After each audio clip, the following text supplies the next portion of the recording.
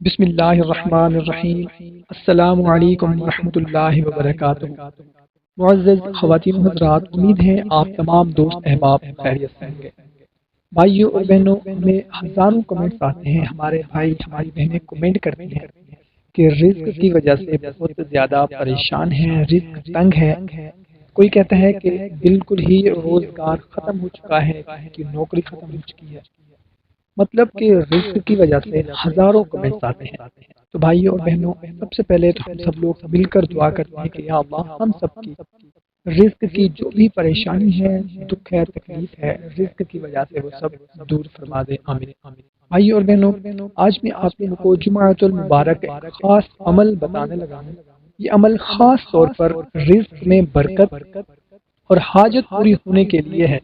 اس عمل کو جمعہ کے دن کرنا ہے، انشاءاللہ عز و جل اس کا آپ کو بہت زیادہ فائدہ ہوگا۔ بہت ہی مختصر سا عمل ہے۔ عمل بتانے سے پہلے آپ لوگوں سے اتنی گزارش ہے کہ اگر چینل کو ابھی تک سبسکرائب نہیں کیا ہوا تو چینل کو سبسکرائب کر لیں اور گھنٹی کو بھی دبا دیں، تاکہ آپ کو ہر نئی آنے والی ویڈیو کا نوٹیفیکیشن ملتا رہے، اور ویڈیو کو بھی شیئر کر دیں۔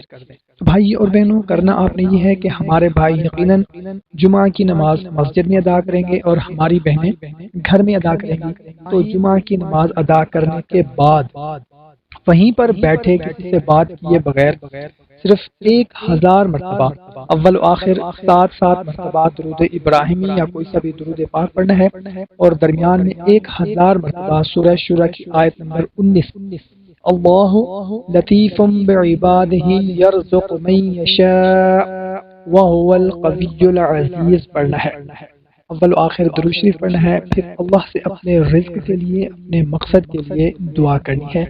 اس عمل کو آپ نے جمعۃ المبارک کے دن مسلسل 7 جمعہ تک کرنا ہے۔ اگر اس کو اپنی زندگی کا حصہ بنا لیں جمعۃ المبارک کے دن اس عمل کو کرنے کا، تو انشاءاللہ عز و جل کبھی بھی آپ کو رزق کی وجہ سے کوئی پریشانی نہیں آئے گی۔ ہماری بہنیں اپنے لیے، اپنے بھائی کے لیے، اپنے بیٹے کے لیے، شوہر کے لیے، اپنے گھر کے لیے یہ عمل کر سکتی ہیں۔ ہماری بہنیں گھر میں نماز ادا کریں گی تو نماز ادا کرنے کے بعد کسی سے بات کیے بغیر آپ نے اول و آخر درود شریف پڑھنا ہے اور 1000 مرتبہ یہ آیت پڑھنی ہے۔ اس کے بعد اللہ کے حضور رو رو کر گڑ گڑا کر دعا کرنی ہے۔ بھائی اور بہنوں، وظیفہ پورے یقین کے ساتھ کرنا ہے، 5 وقت کی نماز کی پابندی کرنی ہے، وظیفہ کرنے کے دوران کسی سے بات نہیں کرنی۔ انشاءاللہ عز و جل آپ دیکھیں گے کہ اس کا آپ کو بہت زیادہ فائدہ ہوگا۔ تو ہمیں دے اجازت، ملتے ہیں ایک نئی ویڈیو میں، اپنا خیال رکھیے گا، اللہ حافظ۔